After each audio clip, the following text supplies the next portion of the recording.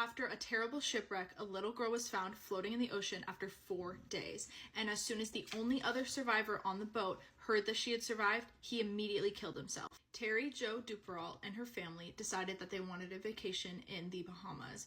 And so her family and her go out on this boat. It is her mom, her dad, her brother, and her, and then a captain of the boat. The boat sank on November 12th of 1961. She clung on to one little piece of the boat for 4 days until someone came across her in the ocean and they rescued her.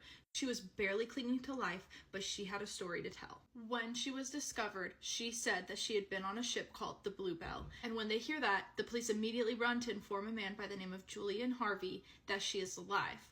They think he's going to be excited because he was the captain of the ship that went down. And they're thinking he is going to be thrilled and so relieved because he has been saying that he feels guilty that all 4 people died when his boat was capsized. He was feeling so terrible about this situation. So when they tell him and he doesn't seem excited and then he ends up killing himself right after, they're like, what is going on? There has to be more to this story. So they go back to Jo. After she's a little bit healthier and has recovered a little bit from her 4 days of like no water, no food, just being out in the elements, he tells them what actually happened. Julian Harvey had said that the boat had just capsized from like bad conditions or whatever, but what actually happened was Jo had gone down to the cabin to take a nap, and when she woke up, she climbed up the stairs to the main area. The boat layout was that there's like the main area, and then you could go downstairs to where you would sleep. And she walked up the stairs after taking a nap, and she saw her mother and her brother in a pool of blood. And she says she immediately knew that they were dead. Jo is only 11 years old, and she has to see her mom and her brother dead in a pool of blood in front of her. So as she's looking and she's in shock of this, she also hears something else and sees more blood like around the corner. And we can only assume that that would be her father, but she never actually sees.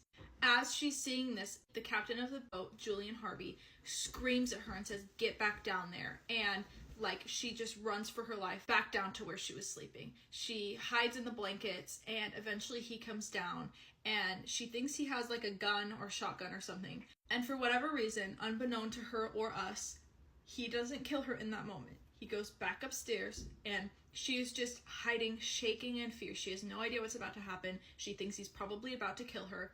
But instead, she hears stuff happening and like sloshing, and all of a sudden water starts rising in the boat. She thinks she hears the captain leave, but she's not sure because she doesn't even know what's happening. She's without windows, she's in the bottom of the boat, and water is starting to rise. She has to like wade through water past where her family's bodies are to get out of the boat. By some miracle, she finds some piece of wood, clings to it for 4 days. And I don't know if she was thinking this at the time, but I think part of the reason she was able to hang on for so long was justice for her family.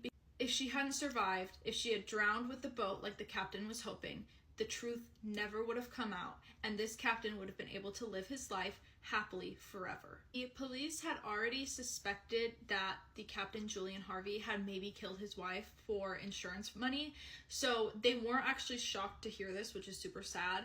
But obviously they can't do anything now because he killed himself. So no actual consequences happened to this man for slaughtering this family and robbing this little girl of the people she loved most in the world. Fortunately, Jo's father had a sister and she had 3 cousins, and she ended up going to live with them. So she grew up safe with them. And when she was 12, she ended up changing her name to Ter so that she can have a little bit more anonymity because this story was all over the news. After about 50 years, in 2010, she wrote a book. It's called Alone, Orphaned in the Ocean.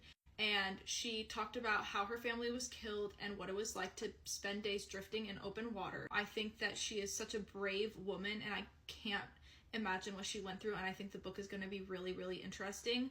And she told CBS News, quote, "I always believed I was saved for a reason. If any one person heals from a life tragedy after reading my story, my journey will have been worth it." So she's just an incredible, inspiring woman, and definitely go read her book. The fact that this guy thought he was going to get away with slaughtering this whole family, and Jo was like, "No, I'm going to hang on and I'm going to tell the real truth."